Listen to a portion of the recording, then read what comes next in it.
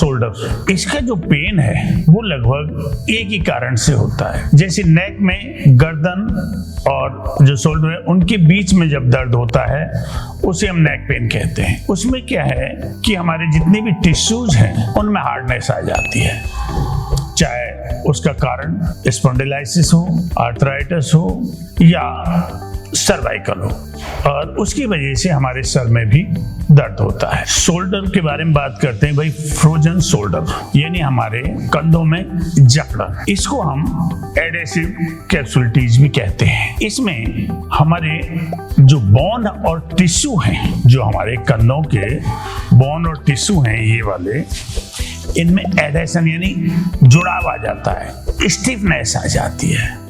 इसको medical terms में समझाने का कोई फायदा नहीं है, क्योंकि मेरा उद्देश्य लोगों को ये बताना है सादा भाषा में आम आदमी को कि इसका कारण क्या है और ये कैसे होता है। इसमें लगातार दर्द होता है और यदि 6 महीने 7 महीने से ज्यादा दर्द रहता है तो इसका मतलब कोई ना कोई ट्रॉमा या इंजरी है, उसको हमें चेक कराना चाहिए। इसका कारण, कुछ लोग इसका कारण जेनेटिक्स मानते हैं, कुछ लोग कहते हैं कि इसका कारण पता नहीं है, लेकिन ये अवश्य है कि कारण जो भी रहा हो, हमारे कंधों में जकड़न आती है, दर्द रहता है, मूवमेंट नहीं हो पाता है और इसका असर हमारी बाजुओं पर भी होता है। इसको हम लैक ऑफ फ्लूइड यानी हमारे जॉइंट्स में फ्लूइड खत्म हो जाना ये भी कहा जाता है, कि जो हमारे कंधों के जो जॉइंट्स हैं उसमें फ्लूइड का खत्म हो जाना भी इसको कहते हैं। तो कुल मिलाकर इसको हम कह सकते हैं pain and loss of motion in shoulder. ये अक्सर कर 50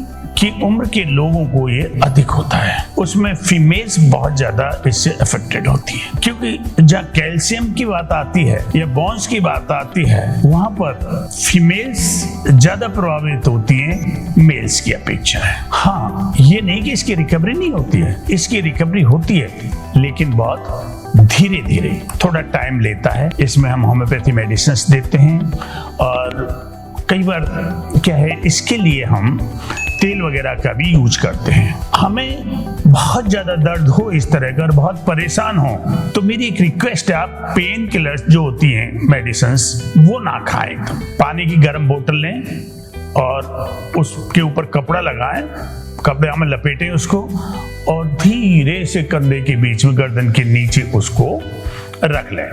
थोड़ी देर उससे सिकाई होगी और होने के बाद वो धीरे धीरे धीरे पेन आपका कम हो जाएगा। पेन किलर की इसलिए मना कर रहा हूं कि उसके साइड इफेक्ट होते हैं। जितने भी पेन की मेडिसिन्स हैं उनका किडनी पर डायरेक्ट प्रभाव पड़ता है, इसलिए दोस्तों हमें साधारण उपाय ज्यादा करने चाहिए और हमें कुछ ऐसी एक्सरसाइज करनी चाहिए जिससे कि हमारा सर्वाइकल, स्पॉन्डिलाइसिस और ये कंधों की जकड़न दूर हो। एक्सरसाइज भी एक इसकी अच्छी मेडिसिन है, यानी रामबाण मेडिसिन तो एक्सरसाइज ही है।